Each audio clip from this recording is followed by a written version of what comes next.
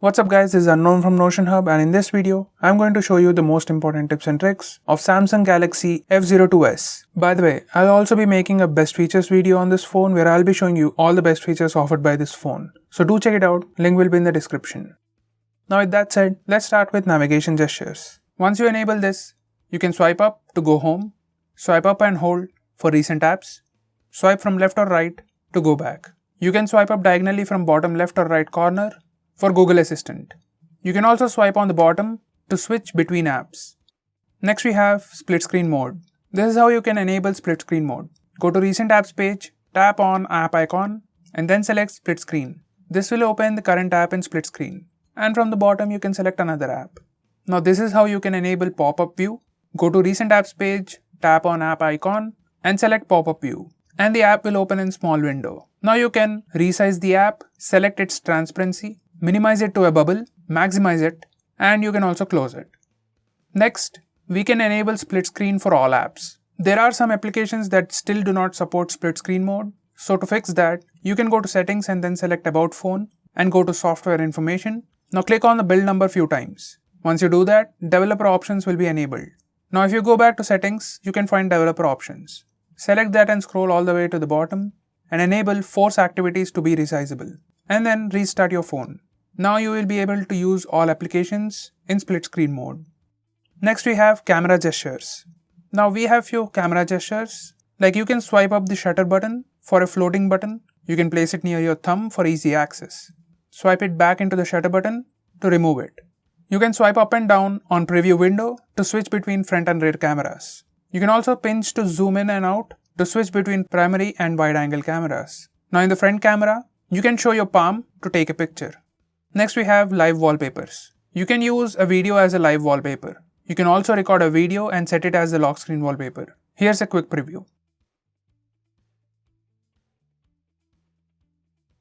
Next we have finger sensor gesture. Once you enable finger sensor gesture, you can swipe down on the fingerprint sensor to pull down the notification panel. This works for most rear or side fingerprint scanners, but it won't work for in-display fingerprint scanner. Next we have screenshot. As with most phones, you can take the regular screenshot with the buttons. Just press the volume down and power button at the same time to take a screenshot. This works everywhere. Next we have long screenshot. Once you enable toggle screenshot toolbar, whenever you take a screenshot either with palm swipe gesture or with the buttons, you get additional options on the bottom of the screen. Just tap on this and it will start taking long screenshot. It will scroll once and pause, so you can tap again and again till you get the desired long screenshot. Next we have maximum power saving mode. If you have critically low battery, you can turn this on and it limits the CPU usage, enables dark mode and does everything to reduce battery consumption. Now you can use the phone for very long time. You can't do much in this mode, but you can add more apps here and you can also use internet.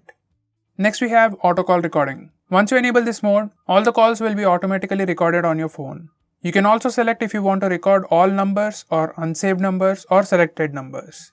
Next we have default apps. This is default apps page. From here you can select your default browser, default phone dialer, default home screen, that's the default launcher, and so on. Next we can show battery percentage. Once you enable this toggle, it displays the battery percentage on the status bar. Next we can disable fast charging. From battery settings, you can disable this toggle fast charging. Next we can display brightness control all the time. Now this is your brightness slider. You can also put this brightness slider on top here and you can do that from here. Select quick panel layout and enable show brightness on top. Now you can access the brightness slider on top. Next, we can change flashlight intensity. From notification panel, tap on the name of flashlight icon. Now you can get this bar to change the brightness. When flashlight is on, you can move this bar for desired brightness of the flash. Next, we have quick settings. In notification panel, you can access quick settings for all these toggles. You can change sound profiles, change flashlight intensity, change blue light intensity, change auto rotate options, change Bluetooth options, and change Wi-Fi network directly from the notification toggles.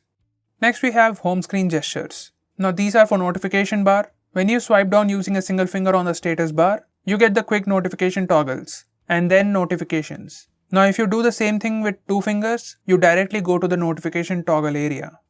Next we also have some tweaks for home screen. You can swipe up and down and it shows your app drawer by default. and you can change swipe down gesture to notification. Now when you swipe down on home screen, it will bring down the notification panel. We can also hide apps. Next, we can hide camera cutout. Once you enable this, hide camera cutout, the notch area is covered with black bar and the notch is pretty much hidden. Next, we can disable wallpaper service. Once you disable this wallpaper service option, the lock screen wallpapers no longer change and a single wallpaper will be fixed. Next we have side key feature.